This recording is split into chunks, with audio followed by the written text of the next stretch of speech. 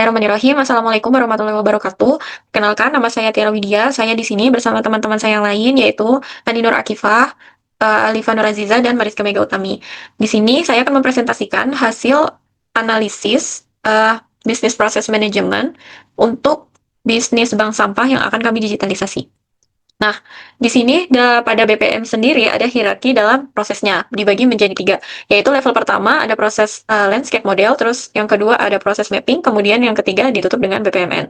Nah, di sini saya akan menjelaskan landscape model yang sudah kami buat.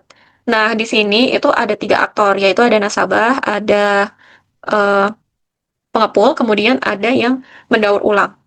Nah, di sini dari landscape model ini terdapat tiga proses, yaitu manajemen nasabah, proses, dan keuangan sendiri. Kemudian di scope manajemen nasabah, di situ nasabah bisa melakukan registrasi, yaitu mengisi biodata untuk nasabah sendiri, industri, ataupun sekolah.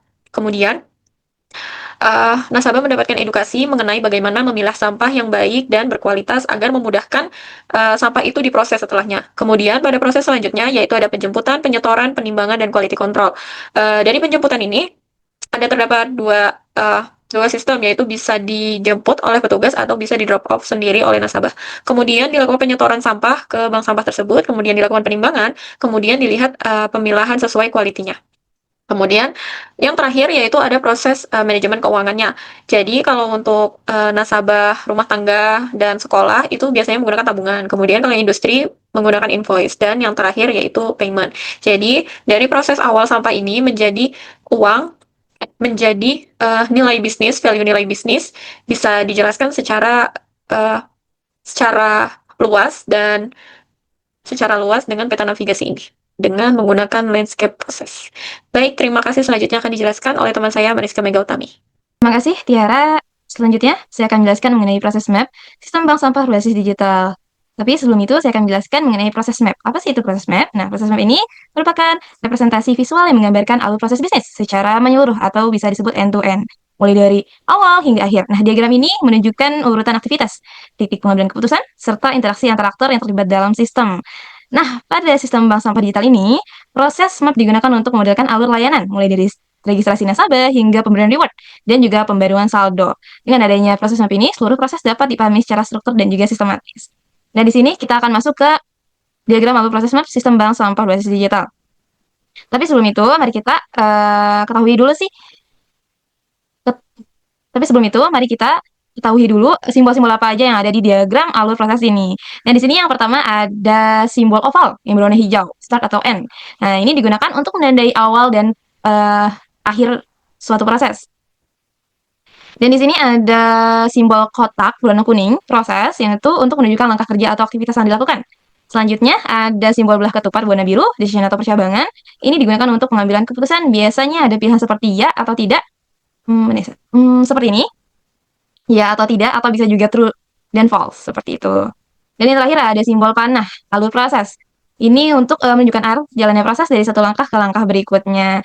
Dan selanjutnya mari kita langsung masuk ke diagram alur proses map sistem bank sampai proses digital ini. Yang pertama di sini ada start. Kemudian proses dimulai dari nasabah melakukan registrasi ke dalam sistem. Setelah itu sistem akan melakukan verifikasi data nasabah untuk memastikan bahwa informasi yang telah diberikan valid. Nah, jika datanya telah valid, sistem akan memberikan edukasi terkait pemilihan sampah. Selanjutnya nasabah akan memilih sampah, selanjutnya nasabah akan mengajukan setor sampah. Nah, setelah pengajuan telah dilakukan, nah sistem akan memproses pemilihan metode penyetoran melalui decision point, yaitu ada drop off dan juga pick up. Nah, di sini drop off yaitu nasabah datang langsung ke lokasi, sedangkan pick up yaitu sampah akan dijemput oleh pengepulnya. Nah, jika nasabah memilih drop off, maka nasabah akan langsung menuju ke lokasi penyetoran. Jika memilih pick up, sistem akan menerima permintaan dan menuliskan ke pengepulnya. Nah, kalau nasabah ingin menggunakan metode drop off, maka langsung ke penyetoran sampah. Ada di bawah sini. Nah, jika nasabah ingin menggunakan metode pickup, sistem akan mengatur penjadwalan dan pengepul akan menerima tugas untuk melakukan penjemputan. Nah, di sini juga terdapat decision point terkait ketepatan waktu pengepul. Nah, jika pengepulnya tepat waktu, maka proses penjemputan dilakukan, dan jika pengepulnya tidak tepat waktu, akan dilakukan reschedule penjemputan. Dan kembali lagi pengepul menerima tugas, seperti itu. Karena hal ini menunjukkan adanya mekanisme penanganan kondisi tidak normal, yaitu exception handling dalam sistem. Nah, setelah pengepul melakukan penjemputan sampah dan sampah diterima, baik pick up maupun drop off, proses lanjut ke tahap penyetoran sampah. Nah, di sini sampah dicek per jenis dan per kualitasnya. Dan juga di sini sampah akan ditimbang dan selanjutnya kita ke decision point lagi.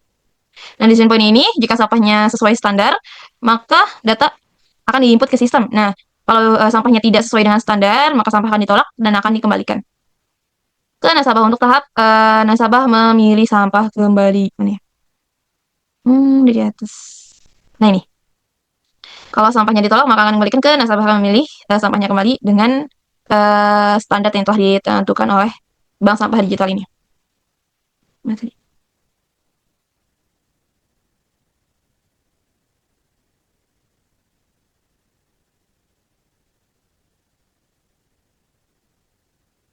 Nah, tapi ini berfungsi sebagai kontrol kualitas agar hanya sampah yang memenuhi kriteria yang dapat diproses lebih lanjut. Selanjutnya kita akan masuk ke dalam sistem, yaitu dilakukan pengecekan apakah terjadi perubahan harga sampah atau harganya tetap normal. Di sini ada decision. Yang pertama, jika harganya berubah, ya, maka menggunakan harga baru. Nah, jika harganya tidak berubah, maka akan menggunakan harga normal. Kemudian sistem akan melakukan perhitungan reward, selanjutnya pencatatan tabungan nasabah. Setelah itu ada pembuatan invoice dan juga pembayaran. Nah, di sini tahap akhirnya adalah eh, proses yaitu saldo masuk ke tabungan nasabah yang menandai bahwa seluruh proses telah selesai atau end proses. Terima kasih. Selanjutnya akan dijelaskan oleh rekan saya Andi Nurakifah. Kami. Baik, terima kasih untuk Ike. Selanjutnya saya akan menjelaskan lebih detail proses bisnis menggunakan BPMN.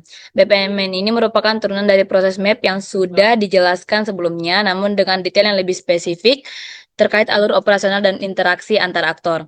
BPMN pertama menggambarkan proses onboarding dan pengajuan setor sampah oleh nasabah. Proses dimulai dari nasabah melakukan registrasi akun, kemudian sistem melakukan verifikasi data. Pada tahap ini terdapat decision atau gateway untuk menentukan apakah data valid atau tidak. Jika data tidak valid, maka sistem akan mengirim notifikasi dan nasabah harus melakukan registrasi ulang. Ini merupakan contoh exception dan loop dalam proses. Jika data valid, sistem akan memberikan edukasi kepada nasabah terkait pemilahan sampah. Setelah itu, nasabah melakukan pemilahan sampah dan mengajukan penyetoran. Sistem kemudian menerima pengajuan dan menentukan metode penyetoran melalui gateway kedua, yaitu apakah menggunakan pick up atau drop off. Output dari proses ini akan menjadi input untuk proses selanjutnya, yaitu proses penjemputan atau penyetoran langsung. Selanjutnya saya akan menjelaskan BPMN kedua, yaitu proses penjemputan sampah atau pick up. Proses ini dimulai ketika sistem menerima permintaan penjemputan dari nasabah. Sistem kemudian mengecek ketersediaan jadwal pengepul. Pada tahap ini terdapat gateway untuk menentukan apakah pengepul tersedia atau tidak. Jika tidak tersedia, sistem akan mengirim notifikasi kepada nasabah dan proses berakhir sebagai bentuk exception. Jika tersedia, pengepul akan menerima jadwal dan menuju lokasi nasabah untuk melakukan penjemputan. Dalam proses ini juga terdapat kemungkinan keterlambatan yang dimodelkan menggunakan event. Jika terjadi keterlambatan, sistem akan mengirim notifikasi dan melakukan penjadwalan ulang, sehingga proses kembali ke tahap sebelumnya. Jika tidak terjadi keterlambatan, pengepul akan mengambil sampah dan sistem akan memperbarui status penjemputan hingga proses selesai. Dengan BPMN ini, kita dapat melihat bahwa proses tidak hanya berjalan secara linear, tetapi juga mencakup berbagai kondisi seperti validasi data, ketersediaan sumber daya, serta kemungkinan exception yang dapat terjadi dalam operasional. Oke, baik. Terima kasih sebelumnya Akifa. Selanjutnya di sini saya akan menjelaskan terkait BPMN yang ketiga, yaitu penyetoran dan juga quality control. Di sini untuk aktornya kami melibatkan tiga, ada nasabah, pengepul, dan juga sistem. Pertama, nasabah menyerahkan sampahnya ke pengepul, kemudian dari pengepul menerima sampah dari nasabah, kemudian melakukan penimbangan sampah dan juga mengecek jenis sampah. Selain itu, pengepul juga mengecek kualitas sampah. Nah, sampah disesuaikan apakah sesuai dengan standar atau tidak. Jika tidak sesuai standar, maka pengepul akan menolak sampah dan sampahnya akan dikembalikan kepada nasabah. Namun jika sampahnya sesuai standar, maka pengepul akan menginput datanya ke dalam sistem. Kemudian data itu akan disimpan ke dalam database oleh sistem. Nah, untuk decision dan exception yang dipakai di sini adalah jika penentuan apakah sampahnya sesuai standar atau tidak, dan juga exceptionnya terjadi jika sampah tidak sesuai standar. Kalau sampahnya tidak sesuai standar, maka sampahnya akan ditolak dan dikembalikan ke nasabah. Namun jika sesuai standar, maka proses akan dilanjutkan ke tahapan berikutnya. Kemudian untuk BPMN yang keempat, yaitu ada proses keuangan dan juga reward. Di sini aktornya ada sistem dan juga nasabah. Sistem melakukan, yang pertama sistem mengambil data sampah dari database-nya, kemudian ada decision apakah harga sampah berubah. Jika harga sampah berubah, maka akan menggunakan harga terbaru, namun jika tidak berubah, maka akan menggunakan harga yang normal. Kemudian sistem akan menghitung nilai sampah dan juga mengenerate point reward. Kemudian akan mencatat ke tabungan nasabah, kemudian digenerate menjadi informasi digital, dan akan diproses payment ke nasabah. Kemudian sistem akan mengirim notifikasi ke nasabah, dan nasabah akan menerima notifikasi dari sistem. Kemudian sistem akan mengupdate saldo tabungan nasabah.